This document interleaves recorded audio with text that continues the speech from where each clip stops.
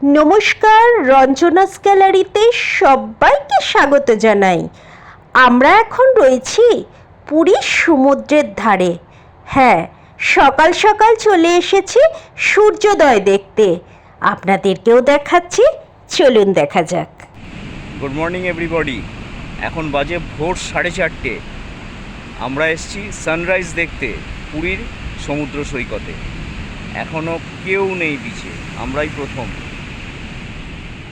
চারপাশটা দেখাচ্ছি।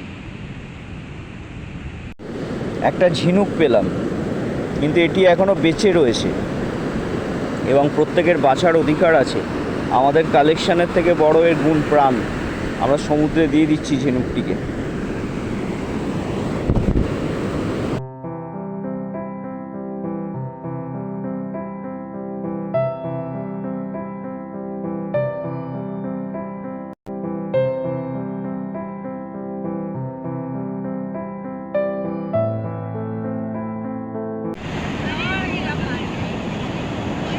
Complete sunrise হলো। সমুদ্রের রিফ্লেকশনটা দেখুন সানরাইজের।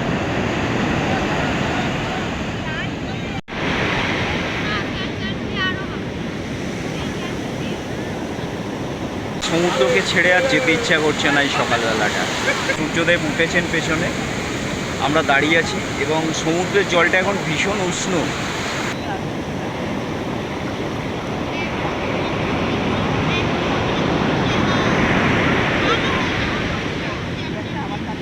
পায়ে এসে লাগছে, একটা খুব কমফোর্টেবল অনুভূতি হচ্ছে, দুর্দান্ত অনুভূতি। ইচ্ছা করছে না যেতে, মনে হচ্ছে এখানেই অনেকটা সময় দাঁড়িয়ে থাকি।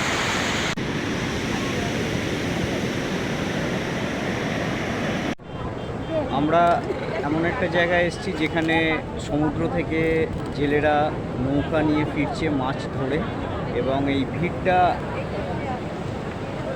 লোকজন সবাই, পর্যটকরাও রয়েছে, তারা মাছ কিনছে এখান থেকে। মাছ, ক্র্যাব, চিংড়ি মাছ সব কিনে তারপরে তারা রান্না করার জায়গায় দিয়ে দিচ্ছে। এখানে সেই সিস্টেম আছে পুরীতে। আর একটা জিনিস দেখলাম, সেটা হচ্ছে ঝিনুক এবং ঝিনুকের মধ্যে মুক্তো।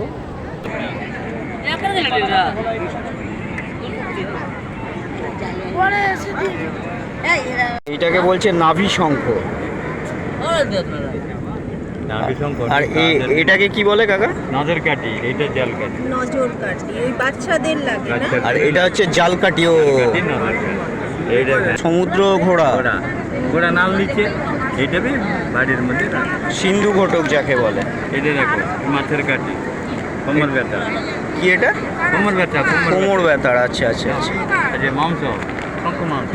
বুঝতে পারছি। এই হচ্ছে সমুদ্র ঘোড়া, সিন্ধু ঘটক। কোটি টাকা। দাদা, জেলেরা সমুদ্র থেকে নৌকা করে মাছ নিয়ে এসছে, মাছ ধরে সেই সি ফিশগুলো দেখা হলো। সকালটা সাংঘাতিক ব্যস্ততার মধ্যে আমাদের কাটলো। ভোর 4টে থেকে এখন সকাল 7:15। আমরা এবার হোটেলে ফিরবো, কেন আমাদের ব্রেকফাস্ট করতে হবে। গিয়ে একটু বিশ্রাম নিয়ে তারপরেই আবার বেরিয়ে পড়ছি। দেখি কোথায় যেতে পারি, সঙ্গে কিন্তু আপনারাও থাকবেন। কেমন লাগলো সকালবেলাটা? অসাধারণ। জয় জগন্নাথ। আমরা কালকে মন্দিরে জগন্নাথ দেবের ভোগ প্রসাদ গ্রহণ করিনি। আজকে আরেকবার যাচ্ছি জগন্নাথ দেবকে দর্শন করতে এবং ভোগ প্রসাদ গ্রহণ করতে। এখান থেকে আমরা একটা অটো বা টোটো কিছু নিয়ে নেব। জাস্ট হোটেল থেকে বেরোলাম, সামনেই জগন্নাথ মন্দির, বেশি সময় লাগবে না, 10-15 মিনিট সময় লাগে যেতে। জয় জগন্নাথ। এইমাত্র পৌঁছলাম জগন্নাথ দেবের মন্দিরের সামনে। আমাদের সামনেই রয়েছে জগন্নাথ দেবের মন্দির।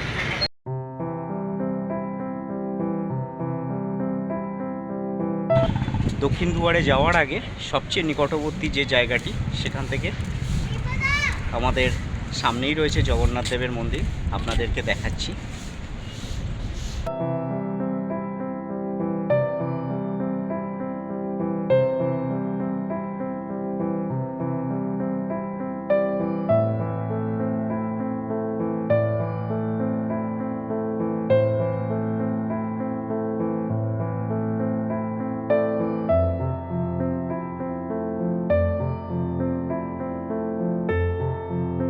এইমাত্র বেরোলাম জগন্নাথ দেবের মন্দিরে পুজো দিয়ে এবং জগন্নাথ দেবের মহাপ্রসাদ খেয়ে। মহাপ্রসাদে আমরা অন্নভোগ খেয়েছি, 5 পদ ছিল তার সাথে, ভীষণ সুস্বাদু। অমৃতসম বাবার প্রসাদ খেয়ে আমাদের মন ভরে গেছে এবং তার সাথে বাবার রান্নাঘর দর্শন করেছি এবং মন্দির চত্বরে যতগুলি মন্দির ছিল আমরা সব কিছু দর্শন করেছি। কেমন লাগলো আমাদের ভিডিওটা জানাবেন। জয় জগন্নাথ। জয় জগন্নাথ।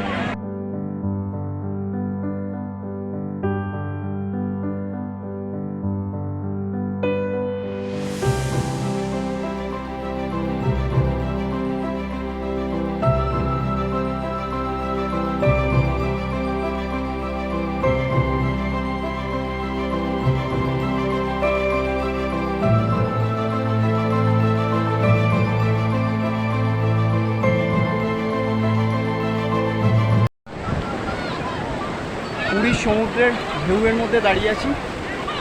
আজকে আমাদের 4th ডে পুরীতে। কালকে দ্বিতীয়বার জগন্নাথ দেবকে দর্শন করেছি। পেছনে দেখুন সমুদ্র। এখন সময় সকাল 11:30। গরম তো প্রচুর রয়েছে। সকালে সানরাইজ, তারপরে সমুদ্র, এক কথা দুর্দান্ত কোয়ালিটি টাইম স্পেন্ড হচ্ছে। দেখুন ঢেউ এসে আমাদের পায়ে আছড়ে পড়ছে।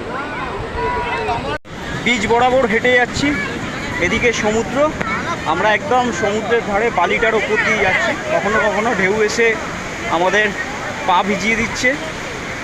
আমরা যাচ্ছি, সামনে লাইট হাউস রয়েছে, জানি না এখন লাইট হাউসে উঠতে দেবে কিনা, একবার দেখে আসি। যদি উঠতে যায়, ওপর থেকে নাকি ভীষণ সুন্দর লাগে, সমস্ত পুরীটা দেখা যায়। আর এখন যদি না হয় কখন উঠতে দেবে সে টাইমটা আমরা জেনে আসবো। আর এই পরিভ্রমণ শুধু আমরা দুজন নয়, আমাদের সাথে সাথে আমাদের সমস্ত ভিউয়ার্স রয়েছে। আমাদের ক্যামেরা দিয়ে আপনারা সব কিছু দেখতে পাচ্ছেন যেখানে যেখানে আমরা যাচ্ছি।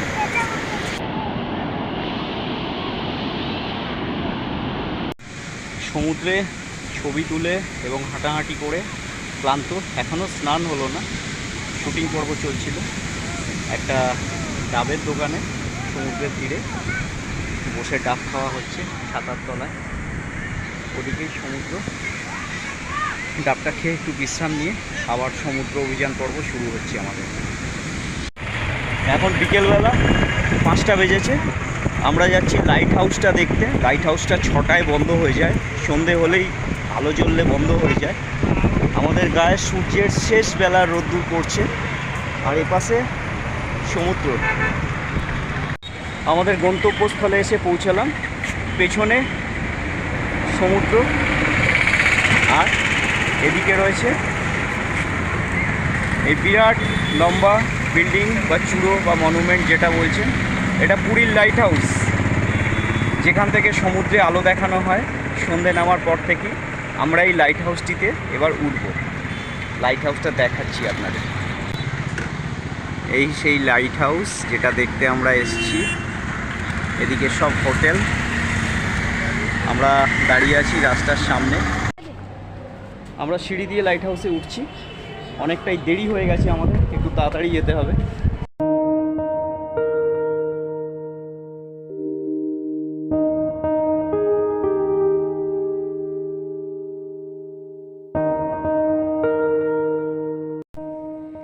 লাইট হাউসের উপর থেকে পুরীর সমুদ্র দেখাটা ছিল এক অনন্য অভিজ্ঞতা।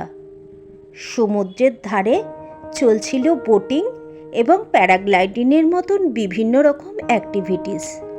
হালকা নীল আকাশ আর ঘন নীল সমুদ্র দিগন্ত রেখায় যেখানে মিশে যাচ্ছিল, সেটা দেখতে দেখতে চোখে পড়ল প্যারাগ্লাইডিংয়ের দৃশ্যটি। চারিদিকে এক উৎসবের মেজাজ এবং পর্যটকেরা ব্যস্ত বিভিন্ন রকম অ্যাক্টিভিটিস করতে।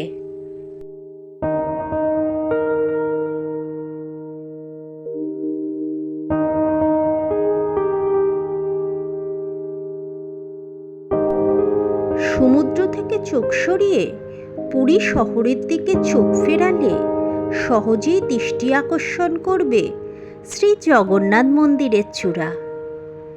ছোট বড় বিভিন্ন বাড়ির মাঝখানে শ্রী জগন্নাথ মন্দিরের চূড়াটি খুঁজে পেতে আপনাদের অসুবিধা হবে না।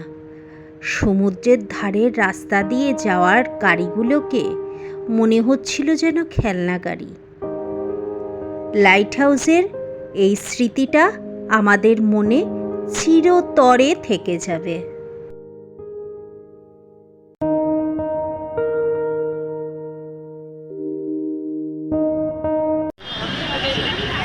অভিজ্ঞতাটা শেয়ার করার জন্য বলছি সমস্ত ভিউয়ার্সদের। এটা না আসলে সত্যি হয়তো এই ফিলিংসটা বোঝানো যাবে না, মানে অভাবনীয়। সবাইকে অনুরোধ রইল, পুরী যদি আসেন একবার অন্তত এই লাইট হাউসটার উপরে উঠবেন, কেন এই লাইট হাউস থেকে বাকি চোখে আপনারা দেখে নিতে পারবেন সমস্ত জগন্নাথ দেবের মন্দির, সি বিচ এবং তার সাথে সাথে সমস্ত পুরী শহরটা আপনারা দেখতে পাবেন। লাইট হাউস থেকে নেমে আসছি। 25 মিটার উচ্চতা এই লাইট হাউসটি, যার ওপরে এতক্ষণ আমরা ছিলাম। ভেতরে প্রাঙ্গণটি খুব সুন্দরভাবে সাজানো। এই লাইট হাউসটির সঙ্গে এই সুন্দর প্রাঙ্গণটি লাইট হাউসের অফিস। এখানে যারা মেনটেন করেন তাদেরই কোয়ার্টার রয়েছে, থাকার ব্যবস্থা করা রয়েছে। এবং আমাদের পেছনেই লাইট হাউস।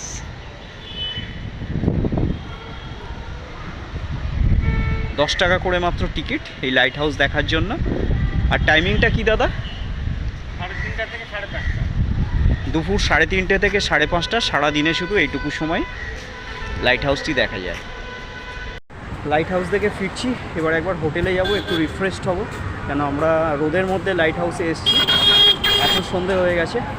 হোটেলে গিয়ে আবার সন্ধেবেলা বিচে যাচ্ছি এবং আরও কিছু ভিডিও আপনাদেরকে দেখাচ্ছি। সন্ধেবেলা অন্তিম পর্যায়ের কেনাকাটা চলছে। এই স্টল থেকে আমরা কিনলাম।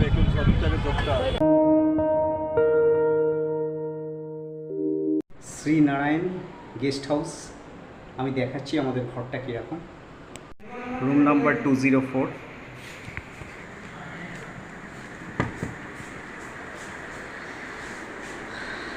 ঢুকেই একটা টেবিল, এখানে টিভি, একটা খুব বড় আয়না রয়েছে, এখানে ওয়াটার প্রোভাইড করা রয়েছে, এটা কমফোর্টেবল বেড, 3 জন এখানে শুতে পারবে, রঞ্জনা বসে আছে। খুব ভালো ইন্টেরিয়ার করা রয়েছে ঘরটাতে। আমরা নন এসি রুম নিয়েছি, কেন পুরীতে সেভাবে এখনও গরম পড়েনি, এপ্রিল মাস এটা। এদিকে আছে একটা ব্যালকনি এবং রাত্রিবেলা খুব ভালো হাওয়া দেয়। এখানে জামা কাপড় শুকোনোর জন্য তার টাঙানো রয়েছে। ঘরের মধ্যেই একটা সিঙ্ক রয়েছে এবং পুরীতে এখানে রান্না করার জন্য একটা সেফ করা থাকে, অনেকেই এসে রান্না করেন। এখানে ফ্যান রয়েছে, হাই স্পিড ফ্যান। বাথরুমটা আপনাদের দেখাই, পরিষ্কার পরিচ্ছন্ন বাথরুম, শাওয়ার,